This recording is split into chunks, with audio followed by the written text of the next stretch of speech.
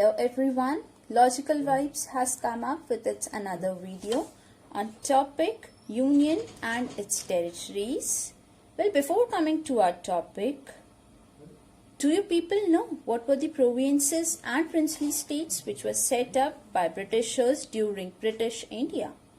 Provinces were the territories directly administered by the colonial government of British India, whereas princely states were the states with native rulers which has entered into the treaty with British government. They have signed the treaty with British government, and at the time of British withdrawal, there were total 565 princely states officially recognized by the British government. Well, these princely states were recognized by the British government itself, but still they were not happy with the British government. The reason behind this was they were totally under the shadow and control of Britishers. They had been given their responsibility but no powers, no money to run their own administration. They cannot put up their own ideas.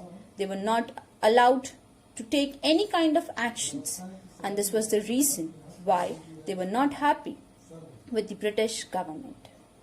Moving next, after independence के बाद भी कुछ ऐसे states थे जो India का part नहीं बनना चाहते थे.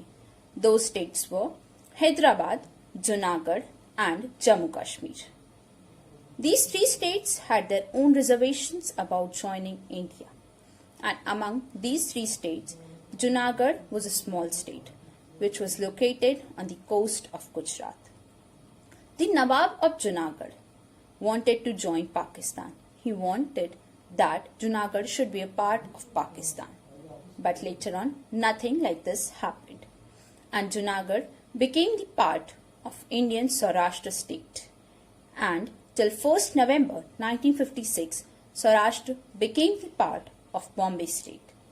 And then later on, Bombay state was split into linguistic states of Maharashtra and Gujarat in 1960. And now, Junagadh is one of the most modern district of Saurashtra state in Gujarat. Coming to our topic, Union and its territories, that is part 1 of the Indian Constitution, defined in Article 1 to Article 4. Article 1. Article 1 का clause 1 ये कहता है कि India shall be a union of state. India, that is Bharat, shall be a union of states. Now, what is the meaning of union? Union क्या है? Union simply means to do anything with the whole country. और अगर हम union government की बात करें, तो it is a kind of government which runs or which is operated through whole country. That is, अगर ये अपने administrative convenience के लिए country और उसके people different states में ही क्यों ना divided हो, but still the country is the one integral whole, and the people living under the single imperium, which is derived from the single source. This is what union means. Now the question arises, Indian government तो quasi-federal है, फिर why India shall be a union of states? Why not federation of states? So there is a reason behind this. Before moving on to the reason, हम federal का मतलब समझते हैं कि federal है क्या? Federal means having relation to the federation, which is having relations to the states of a country. And अगर हम फेडरल गवर्नमेंट की बात करें तो इस ऐसी गवर्नमेंट है जो डिफरेंट स्टेट्स के थ्रू रन होती है, एंड ये ओवरऑल मिला के एक whole economy of the country develop करती है. It does not refer to any of the state government. This is what meant by federal. अब रीजन कि भाई why India shall be a union of states not be a federation of states. तो reason ये है कि जब draft constitution assembly में रखा गया, डॉक्टर बाबा साहेब अंबेडकर जी ने कहा, although the constitutional system is federal, but still committee members has used the term union due to certain of its advantages and they were kept in the assembly, and it indicated two things. दो चीजें indicate की गई. पहला ये कि जो Indian federation है is not an result of an agreement by an units. जो इंडियन फेडरेशन है, स्टेट्स के थ्रू जो एग्रीमेंट हुआ है, स्टेट्स ने जो एग्रीमेंट किया है उसका रिजल्ट नहीं है. Second thing was component units have no freedom to secede from it. Component units के पास कोई भी ऐसा freedom नहीं है कि वो country से अलग हो सके. These were the two reasons why India shall be a union of states, not the federation of states. अब हम आर्टिकल 1 के क्लॉज 2 पे आते हैं, जिसमें कहा गया कि states and territories shell be specified in the first schedule. इसमें जो हमारा कॉन्स्टिट्यूशन एक्ट था 1956 का कॉन्स्टिट्यूशन एक्ट के 7th अमेंडमेंट में ये डिसाइड किया गया कि जो स्टेट्स और टेरिटरीज होंगी they shall be specified in the first schedule. Next was our article 1 का क्लॉज 3. आर्टिकल 1 का क्लॉज 3 ये कहता है the territories of India shall comprise of sub clause A, that is the territories of the state. Sub clause B, the union territories shall be specified in the schedule 1. Subclause C, other such territories as may be acquired. This was all our article 1. Moving to our article 2. Article 2, that is admission or establishment of new states. That says कि parliament may by law admit into the union or establish new states on such terms and conditions as it thinks they are fit for it.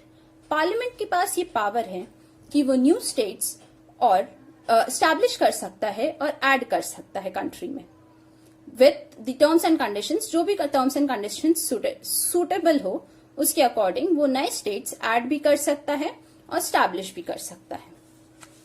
Then with the 35th Amendment Act, with the 35th Amendment Act of 1974, it inserted the new article, that is Article 2A, after the Article 2 of the Constitution. This introduced the new article, that is Article 2A. Now, Article 2A and 10th Schedule were repealed, and the name of Sikkim was added as a state in the first schedule of the Indian Constitution. So this was our article. Now moving to our next article, that is Article 3. Article 3 में कहा गया है formation of new states and alteration of areas, boundaries and name of the existing states. Now Parliament के पास ये power है. First clause 1 में ये कहा गया है कि Parliament के पास ये power है कि it can form a new state by separating territories from any state, or by uniting two or more states or a part of states, or by uniting territories of any state or a part. This was the clause 1 कि parliament के पास power है कि वो एक नया state form कर सकता है इन कंडीशंस पे. अब नेक्स्ट क्लॉज आता है क्लॉज बी. आर्टिकल 3 का क्लॉज बी ये कहता है कि पार्लियामेंट के पास ये पावर है कि it can increase the area of any state. वो किसी भी स्टेट का एरिया जो है वो इंक्रीज कर सकता है. नेक्स्ट क्लॉज सी कहता है कि पार्लियामेंट के पास ये पावर है कि it can diminish the area of any state. वो किसी भी स्टेट का एरिया जो है वो डिमिनिश कर सकता है, कम कर सकता है. Next moving on to a clause D. Clause D ये कहता है कि पार्लियामेंट के पास ये पावर है that it can alter the boundaries of any state. It can alter the boundaries of any state. वो स्टेट बाउंड्रीज में ऑल्टरेशन भी कर सकता है. नेक्स्ट क्लॉज ई. आर्टिकल 3 का क्लॉज ई ये कहता है कि it can also alter the names of any state. Parliament पास पावर है कि वो स्टेट के नेम्स को भी ऑल्टर कर सकता है. हम कुछ स्टेट्स देख लेते हैं क्योंकि कुछ स्टेट्स और यूनियन टेरिटरीज के नाम जो हैं वो चेंज किए गए थे, जिसमें union provinces was the first state to have a new name. It was renamed as Uttar Pradesh. United provinces पहला स्टेट था जिसको रीनेम किया गया एज अ उत्तर प्रदेश इन 1950. 1969 में मद्रास को रीनेम किया गया एज तमिलनाडु. 1973 में मैसूर को रीनेम किया गया एज कर्नाटका. सेम ईयर में Lakshadweep, Minicoy and Amindivi island were renamed as Lakshadweep island. In 1992, अब 1992 में जो union territory of Delhi was redesignated as the National Capital Territory of Delhi by 69th Constitutional Amendment Act 1991. Then in 2006, Uttaranchal was renamed as Uttarakhand, and in the same year, Pondicherry was renamed as Puducherry. Then in 2011, Orissa was renamed as Odisha. So this was all for Article 3. अब Article 3 में हमने ये तो देख लिया कि parliament के पास power है कि वो ऑल्टरेशंस कर सकता है एरियाज में, नेम में, बाउंड्रीज में, और नया स्टेट भी फॉर्म कर सकता है. इसके रेफरेंस में 2 केस लॉज हैं. पहला केस लॉ था Berubari union case AIR 1916 and another one is Magan Bhai versus union of India AIR 1969. इस केस को, इन दोनों केसेस को अपन डिस्कस करेंगे आर्टिकल 4 के बाद. Moving next to article 4. अब आर्टिकल 4 का सब्जेक्ट मैटर क्या कहता है? सब्जेक्ट मैटर ये कहता है कि laws made under the article 2 and 3 to provide for the amendment to the first and fourth schedule and substantial, incidental and consequential matters. That means कि जो भी लॉज आर्टिकल 2 और 3 के अंदर बनेंगे या फिर जो भी अमेंडमेंट्स किए जाएंगे फर्स्ट शेड्यूल और फोर्थ शेड्यूल में, along with the substantial, incidental and consequential matters. अब हम आ जाते हैं इसके क्लॉज 1 पे. अब क्लॉज 1 क्या कहता है आर्टिकल 4 का? क्लॉज 1 कहता है आर्टिकल 2 और 3 में जब भी कोई, उसके अंडर जब भी कोई एक नया लॉ बनाया जाएगा या कोई भी चेंजेस किए जाएंगे तो उसके लिए कॉन्स्टिट्यूशन के फर्स्ट शेड्यूल और फोर्थ शेड्यूल में अमेंडमेंट किया जाएगा ताकि न्यू लॉ के जितने भी प्रोविजंस हैं वो इफेक्ट में आ सके. और इसमें एक और चीज ऐड की गई कि उसके बाद उसमें होने वाले जो भी चेंजेस होंगे, जैसे कि स्टेट रीऑर्गेनाइजेशन पर पार्लियामेंट में रिप्रेजेंटेशन बदलेगा, उसके कारण जो चेंजेस होंगे उसको भी इसी क्लॉज में, आर्टिकल 4 के क्लॉज 1 में इंक्लूड किया है. अब 2 और 3 में चेंजेस के लिए हम लोग को अमेंडमेंट करना पड़ेगा फर्स्ट शेड्यूल और फोर्थ शेड्यूल में. तो फर्स्ट शेड्यूल क्या है? इंडियन कॉन्स्टिट्यूशन का फर्स्ट शेड्यूल में ये बताया गया है कि जो भी स्टेट के नेम्स हैं वो डिफाइन किए गए हैं along with their territorial jurisdiction. ये हम बताया गया है हमको शेड्यूल 1 में ऑफ इंडियन कॉन्स्टिट्यूशन. अब शेड्यूल 4 में क्या बताया गया है? शेड्यूल 4 में बताया गया है जितने भी स्टेट्स और यूनियन टेरिटरीज हैं उनकी राज्यसभा में कितनी सीट्स एलोकेटेड हैं ये बताया गया है शेड्यूल 4 में. So this is the clause 1 of article 4. Moving next to the clause 2 of article 4. अब क्लॉज 2 क्या कहता है? क्लॉज 2 कहता है कि आर्टिकल 2 और 3 से रिलेटेड जब भी कोई लॉ बनाया जाएगा तो उसके लिए ये बिल्कुल भी जरूरी नहीं है कि जो आर्टिकल 368 है कॉन्स्टिट्यूशन का, उसको लेके कॉन्स्टिट्यूशन में कोई अमेंडमेंट किया जाए, क्योंकि पार्लियामेंट के पास ये पावर है कि वो एक सिंपल मेजॉरिटी से आर्टिकल 2 और 3 के अंडर जो भी लॉ बनेगा उसके लिए अमेंडमेंट कर सकती है फर्स्ट और फोर्थ शेड्यूल में. उसके लिए उसको कॉन्स्टिट्यूशन के आर्टिकल 368 को रिफर करने की कोई जरूरत नहीं है. और ये पार्लियामेंट की जो पावर है ये सिर्फ लिमिट कर दी गई है आर्टिकल 2 और 3 तक. उस पास ये पावर नहीं है कि वो जाके अमेंडमेंट करे article 368 of the Indian constitution में. So this is all what article 4 says. Now अब हमने बात की थी आर्टिकल 3 के रेफरेंस में जो केस लॉ बताए गए थे. एक केस था बेरुबरी यूनियन केस AIR 1960. अब इस केस में सुप्रीम कोर्ट के सामने 2 क्वेश्चंस रखे गए थे. ये केस बिहार रीजन को लेके था. अब सुप्रीम कोर्ट में ये क्वेश्चंस रखे गए, क्या पार्लियामेंट के पास ये पावर है, आर्टिकल 2 और 3 के अकॉर्डिंग पार्लियामेंट के पास क्या ये पावर है कि वो अपने कंट्री का कोई भी एक पार्ट या कोई भी एक स्टेट फॉरेन कंट्री को दे सकता है. सेकेंडली, क्या पार्लियामेंट पास ये भी पावर है कि वो डायरेक्टली जाके article 368 of the Indian constitution में अमेंडमेंट कर सकता है?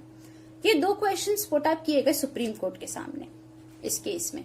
अब सुप्रीम कोर्ट ने अपना जजमेंट दिया कि जो आर्टिकल 3 है यूनियन एंड टेरिटरीज का, जो आर्टिकल 3 है उसमें कहीं भी ये मेंशन नहीं किया गया है कि पार्लियामेंट के पास ये पावर है कि वो स्टेट अपनी कंट्री का कोई भी एक स्टेट या कोई भी एक पार्ट फॉरेन कंट्री को दे सके.